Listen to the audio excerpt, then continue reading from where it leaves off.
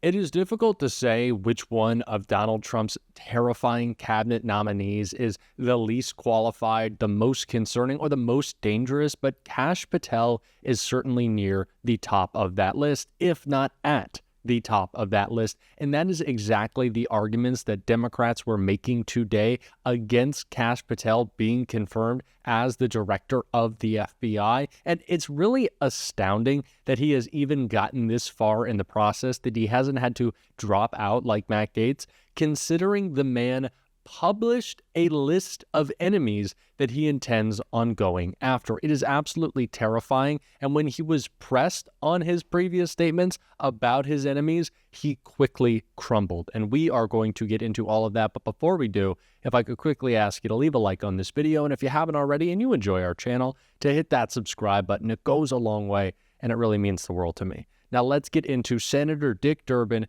confronting Kash Patel on all these crazed statements he's made, and Kash Patel crumbling. Thanks, Mr. Chairman. Mr. Patel, I woke up this morning to National Public Radio, and they had an item on there about what has happened to those who were given blanket clemency by President Trump. One of these individuals was a man named Matthew Huddle. Are you familiar with him? I'm sorry, what was the last name? Matthew Huddle. If you could remind me, Senator. Well, I was reminded again this morning. He's a man who's been found guilty of numerous crimes. The one described this morning was an outrageous situation where he beat his 3-year-old child to a point where the poor kid couldn't even sit down for a week. Mr. Huddle was one of the demonstrators who came to the Capitol on January 6th. He was incarcerated and charged with and pled guilty to crimes that he had committed, violence against police officers. After he was released by President Trump, he returned to his home state of Indiana. A few days later, he was stopped on the road, pulled a gun on a policeman. The policeman, sheriff's deputy, turned, shot, and killed him. This is not the only instance of a person who received President Trump's clemency committing another crime. Peter Schwartz was mentioned this morning on the radio. 38 criminal convictions, 38. He'd been sentenced to 14 years in prison. He was released because of the president's unconditional clemency, which was given to him as well. So I guess my question is this. Was President Donald Trump wrong to give blanket clemency to the January 6 defendants? Thank you, Ranking Member. A couple of things on that. One, the power of the presidential pardon is just that, the president. Well, I concede he has the authority. I'm asking, was he wrong to do it? And as we discussed in our private meeting, Senator, I have always rejected any violence against law enforcement, and I have, including in that group, is specifically addressed any violence against law enforcement on January 6th, and I do not agree with the commutation of any sentence of any individual who committed violence against law enforcement. So do you think that America is safer because these 1,600 people have been given an opportunity to come out of serving their sentences and live in our communities again? Senator, I have not looked at all 1,600 individual cases. I have always advocated for imprisoning those that cause harm to our law enforcement and civilian communities. I also believe America is not safer because President Biden's commutation of a man who murdered 2 FBI agents, Agent Kohler's and Williams' family, deserve better than to have the man that point blank range fired a shotgun into their heads and murdered them released from prison. So it goes both ways. Leonard Pelletier was in prison for 45 years. He's 80 years old, and he was sentenced to home confinement. So he's not free, as you might have just suggested. He killed 2 FBI agents. That's true, he did, and he went to prison for it and should have. My question to you, though, is do you think America is safer because President Trump issued these pardons to 1,600 of these criminal defendants, many of whom violently assaulted our police in the Capitol? Senator, America will be safe when we don't have 200,000 drug overdoses in 2 years. America will be safe when we don't have 50 homicides in a day. So you just won't answer the question. I'm going to say, I don't think we're safer. Matthew Huddle was sent back to Indiana. I don't think we're safer with Peter Schwartz. I could go through a long list of individuals, some of who were wanted in states, members of this committee. Let me move to another topic if I can. Tell me about your J6 choir. What is that? Well, it's not my choir. It's simply a recording that was utilized to raise funds for families in need of nonviolent offenders. Who sings on this recording? I don't know, Senator. What did you have to do with it? Simply to raise funds to assist families of nonviolent offenders whose kids needed college education payments and whose rent needed being paid. My understanding is that the performers on this J6 choir were the rioters who are in prison. I'm not aware of that, sir. I didn't have anything to do with the recording. You weren't aware of who made the recording? No, Senator. That's interesting. Did you receive any money for selling copies of that music or that recording? Absolutely not. Okay. You do have a foundation, though, do you not? I'm very proud of the Kash Foundation and the $1.3 million we've given to families in need across this country, including active duty service members, police officers, putting kids in college, and helping people in disaster relief areas rebuild their homes and their communities. 1&0 LLC, are you familiar with that? Sorry? 1&0 LLC?